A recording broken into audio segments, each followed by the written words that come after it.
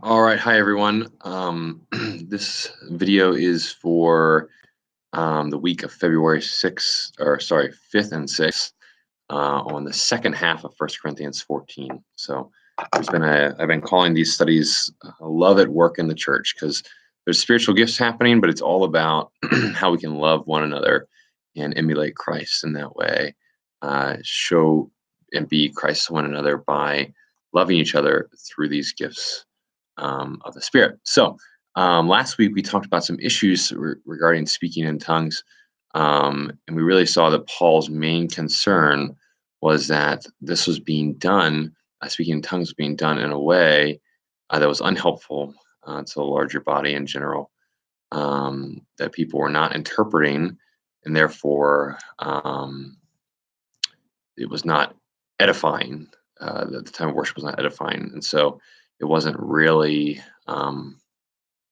honoring to God or uh, exemplary to who He is. So it wasn't like reflecting who God is as they were gathering together.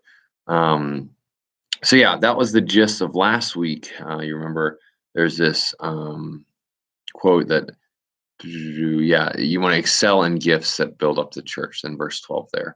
Um, so that's that. That was last week. Now this week we're going to continue. It's not different.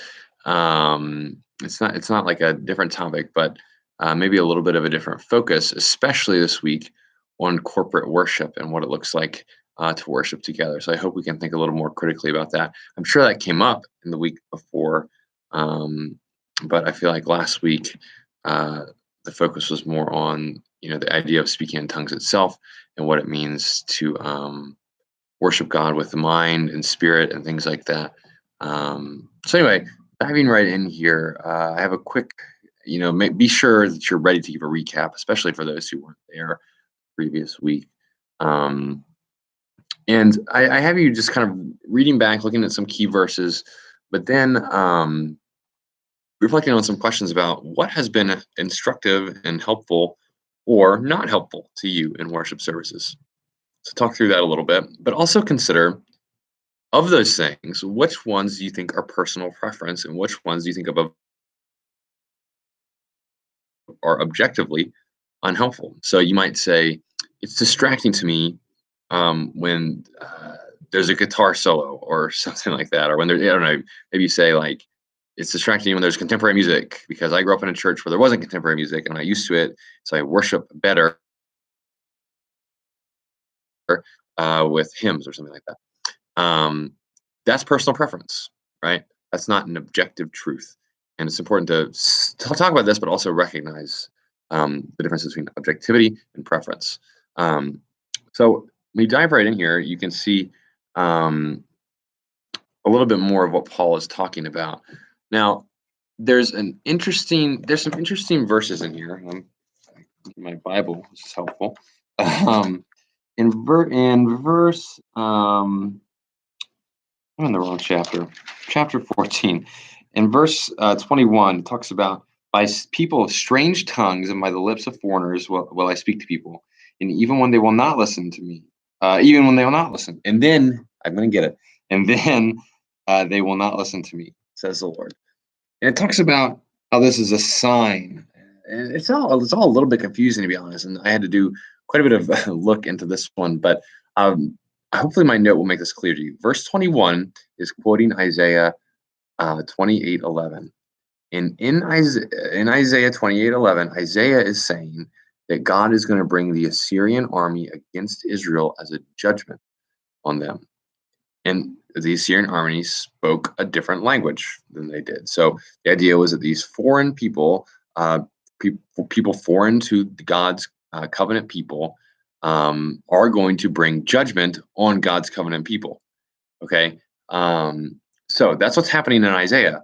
But what Paul is doing is he's taking this verse in Isaiah and he's using that incident to explain that tongues or just a language that you don't understand can be a sign of judgment. That's all he's saying here. Okay. And what he's saying is that when you speak in tongues, this can be a sign of judgment on non-believers, because when they hear Christians speaking in tongues, look there in verse 23, it says, "Will they not say that you are out of your minds?" So, contrary to popular belief, a lot of people will say that speaking in tongues in the early days was a sign to authenticate the message of the gospel. Now, there's parts of that that could be true, but notice what Paul's saying here. He's saying, actually, speaking in tongues can be a hindrance to people coming into the church. Back in the original, back in Acts, the authentication, the people spoke in tongues, they say that authenticated the message. It meant that it was true. Well, sort of. It was towards the Jews who were questioning whether or not the Gentiles and the Samaritans should be brought into the church. But what he's saying here, the whole point is that tongues, when they're used improperly, can turn unbelievers away. And prophecy is a sign, it says, to believers in that it convicts us of sin, okay, and calls us to holiness. So that's what's going on there. I know that 21 to 23, or maybe 20 to 23 is kind of hard to understand. So hopefully that helps. So let me know if that doesn't make sense. So I'm looking ahead to verse 25, and I'm asking you if you've ever considered that kind of conviction that Paul is describing there, where the secrets of your heart are disclosed and fall on your face. Have you ever experienced that kind of calling out by God before? But then I want you to also consider the question, how to tell the difference between shame and conviction. And my thought about this is that conviction is a voice that draws us to God. Shame is a voice that pushes us away from God. So when you're experiencing this realization of sin and unworthiness, and it pushes you away from the Lord or away from others, that is shame talking. When you're experiencing your sin and unworthiness, and yet you experience the grace and love of God and draw near to Him, and that is conviction talking. That's the Holy Spirit. The voice of the Spirit, the voice of God, is not a shame bringing voice. It is a convicting voice, which is one that brings a voice of correction and great love and mercy. So that's really important to realize. So he's mentioning that there, and we need to talk to unbelievers and to one another in that way. When we're talking about sin and correction. But more to the larger point of the passage, he prefers prophecy in the presence of unbelievers, simply because of what I just said, that tongues can cause an unnecessary hurdle. You remember elsewhere back in chapter 9, Paul saying, don't put a stumbling block in front of anyone. And tongues can be one of those things. Now, I also want you to consider that there are some things Christians can do or forbid or whatever that will cause unbelievers to turn away, that are entirely good things, and we can't stop doing them. Like, we might call for people to not have sex before marriage, or to forego underage drinking, or even more positively, I say here, like radical obedience. Like, man, to follow Christ, that means to maybe forsake certain things. And we need to stay true to those. And I'm asking you, how do you differentiate between what I'm talking about here, what you can forego for the sake of unbelievers and not putting someone in block, and what is necessary in obedience to Christ? How do you decide between those things? So hopefully that'll be a good conversation for you. All right, I got to get cruising here. 26 to 33 talks about orderly worship. So I think that's pretty self-explanatory. So I'm not going to talk too much there. But what I do want to point out now is on page 2 here, there's this issue of being sensitive to unbelievers. Now, there's a church model, it's called the attractional church model, or seeker sensitive, you might say, where the aim of the worship service to bring in unbelievers. I think I lost my. Okay, I think I'm back. So the attractional church model, where the aim of the service is to bring in non-believers, and they're very sensitive to the fact that unbelievers may be in the room. And there's a whole nother model on the other end of the spectrum that is all about building up and all about edification and equipping the Christians in the room and things like that. And what I think you'll see as you read this passage is that both of those things are in view here. both a concern for the unbeliever and a concern for building up the believers that are there. Um, so, how do we balance those things is the question. All right. Now, in the back half here, you'll notice that verse 33 gets cut in half by a period. And we'll get to why that's important in just a minute, or not important. But you'll notice as you read 34 and 35, those are some hard verses to swallow. Some pretty strong language from Paul about women. So we need to talk about this. A few things to note. It is difficult to see how Paul could be saying that women should never speak in a church setting, okay, because of things he says elsewhere, um, especially in chapter 11. There's some things he said, like when they prophesy and things like that. When women prophesy in church, they do this, this, this. So it's hard to see how he'd be saying never do that based on what he just said in chapter 11. Okay, that's the first thing. The question we need to ask to understand these verses is, what does this section have to do with the rest of the chapter? Okay, that's always important to ask. This verse is not, it didn't just get plopped down into the text. It sits within a narrative for Paul, and you have to read it with everything else.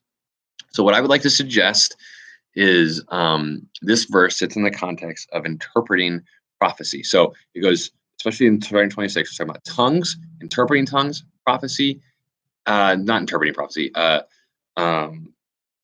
judging prophecy, saying whether or not it's of God, discerning whether or not the prophetic word is from the Lord or I guess from the imagination. So it, like I said here, it could be that Paul is insisting that the final voice of judgment come from men. Now, even still, that is a little bit difficult to swallow, right? But we need to remember chapter 11 here. Remember the headdress or the wearing their hair chapter. And the reason that Paul told women and men to wear their hair in head coverings in certain ways was because while they had Christian freedom to do so, there was a cultural expectation against which they were pushing that was causing unnecessary tension and barriers between one another, especially for outsiders as well. And I think that's what's happening here too. It would have been very unusual for a woman to take a leading role to be the final voice of a prophetic statement, to say like, yes, this is what we're, I don't know exactly how it went, but to take that leading role and leading voice, and to do so may have been bringing unnecessary shame on the husbands.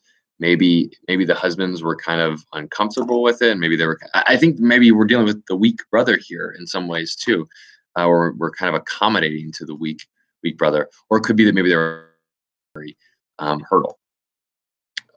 And the reason I think that could be true is that it talks about shame in verse 35, bringing shame on, or she just says it is shameful. It is shameful for women to speak in church. I think that's what's going on here. Once again, please let me know if this is really confusing for you. It is confusing, but this is kind of, I've read a few things. And I think this makes the most sense to me what's going on here. So I have some questions about cultural norms and what it looks like to think about cultural norms and to also worship, to not let culture shape us, basically. So think about that a little bit. Okay, last couple points here. You'll notice that verse 33 is in the ESV has a period in the middle, where NIV does not. I forget how. Yeah, I think that's right. So there's no punctuation in the original Greek. The translators had to decide where the punctuation goes. And so in one way, it does change things a little bit to put the punctuation at the end of the word saints or in the middle of the sentence. There's some different, you can understand how, sentences are different. But the overall message here, I think we can understand by looking at 36 to 38. Okay, Paul is saying that everywhere else, things are done in a certain way, according to what Paul has told them. And he's saying that, as an apostle, that word comes from God. And so he's saying, do you really think that God has given you something new and different than what he's given the rest of the church? And I think that we sometimes fall into that trap. We're always looking for the new, exciting thing with respect to faith. Now, sometimes we need a new and exciting thing, so we need to be discerning here. But it's hard to see how God is going to give a um, new commandment with something like this. Um, Now, I understand that the Bible has progress in it, and we progressively kind of understand how God is working. But we need to be really wary of the new and the exciting. Look at this new interpretation I have of this text. No one's ever had this interpretation before. I've come up with this, or it's come from God. Or look at this, brand new way of doing things. Now, again, God has made us creative people. We need to always be thinking of new and innovative ways. So I'm not saying that. It's I hope you can understand the tension here, but we just need to be wary of just new for the sake of new. Um, so Paul is trying to balance that out here in this text, and then he ends with his final statement. So, end with a nice summary. How what have you learned? How has God challenged? I think a lot of people will be challenged by some of these chapters, so leave some room to talk about that. Um, and yeah, I'm trying to see if I've forgotten anything. Yeah. Okay. Well, hope that makes sense. It's a long video here, but I think we got some complex issues. Let me know if you have any questions, and I'll talk to you soon. Bye.